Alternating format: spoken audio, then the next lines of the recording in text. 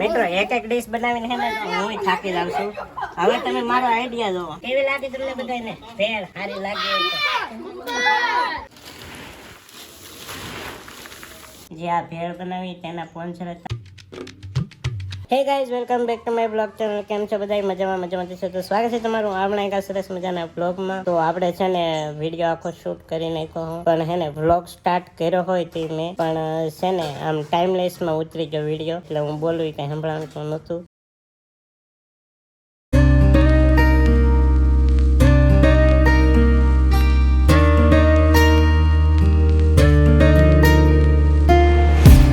તો મિત્રો છે ને મારે આ કટક બટક છે ને આ ખાવે ને તો થોડા કચરા ખાંડવાના છે તો હું ખાંડી નાખું. તો આપણે કચરા ખાંડી નાખ્યા છે કટક બટક. તો હવે નાખી દઈએ આપણે.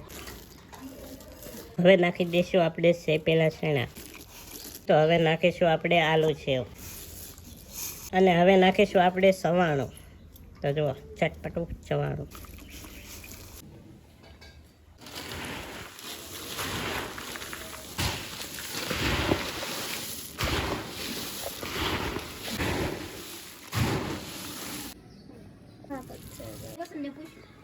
ફાઇનલી આપણે અહીંયા આવી ગયા છીએ અને થોડા ઘણા બે બાળકો અહીં લેવીટા એને આપી દીધું. તો અમારા પદાભાઈ આવી ગયા છે. આવી ગયા છે. શું લેવાનું છે? ભેળ પછી આવી આ ભાઈને આપી દો તારે. ખાવી ને? લે તું કર મજા આવે. હે હાલો આ બનાવીને છે ભેળ.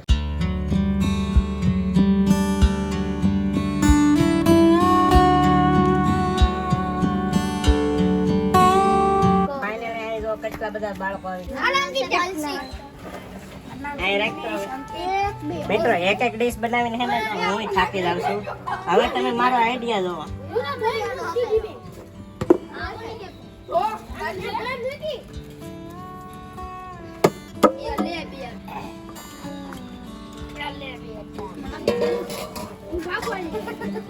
હવાને મિક્સ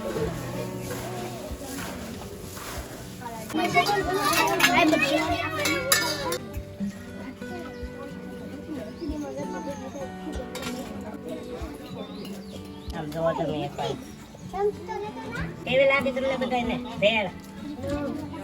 હે આ મોલ પાપા એલા બોલો ભાઈ સારી લાગે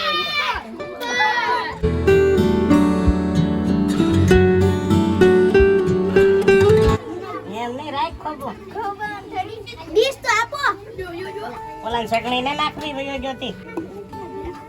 તો આમ જો મિત્રો હે ને અમાર કદાભાઈ વિડીયો લ્યા હતા કેમ કે હું એને ચાર હોય ત્યારે ફાટ કરી નાખું કોમેડી.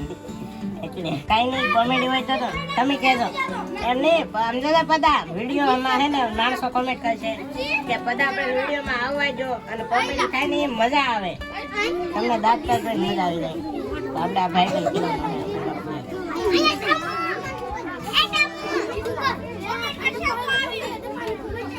હા એમ કોમેન્ટ કરજો એમ કીધું પદાભાઈ. કાંઈ જાઉં નહીં તો હું એકલો દેવામાં જ છું.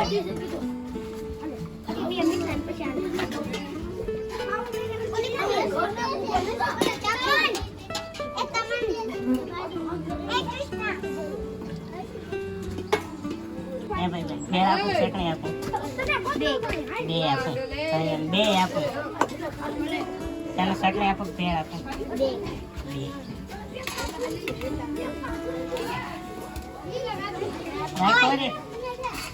તારા તાસ લાંબા હે મારા હાથ લાંબા નહીં.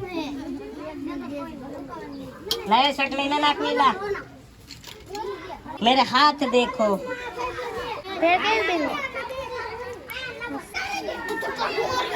હમણાં આ ભાઈબંધ ભેળ લેવા આવ્યો ને એમ કીધું ને ખબર રાખ હાશું ખબર રાખ બોલો ખબર રાખ ખબર ન રાખે આ દીકરી નહીં.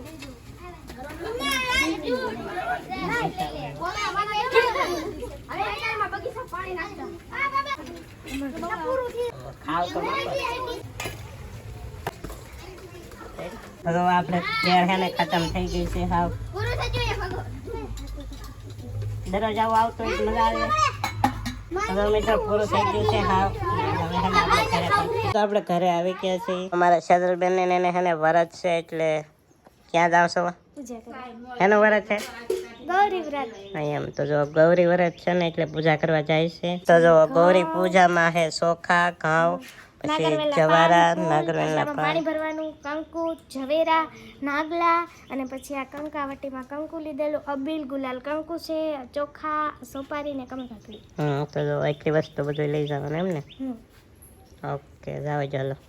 સજલબેનની તો વહી ગયા પૂજા કરવા. અને હા, જે આ ભેળ બનાવી તેના સ્પોન્સર હતા અભિભાઈ સોલંકી અમદાવાદથી. જે પેમેન્ટ કર્યું ને અહીં તમને સ્ક્રીનશોટ ફોટો બતાવતો હશે. અને થેન્ક યુ અભિરભાઈને, સોલંકીને. તો અમદાવાદથી છે તે.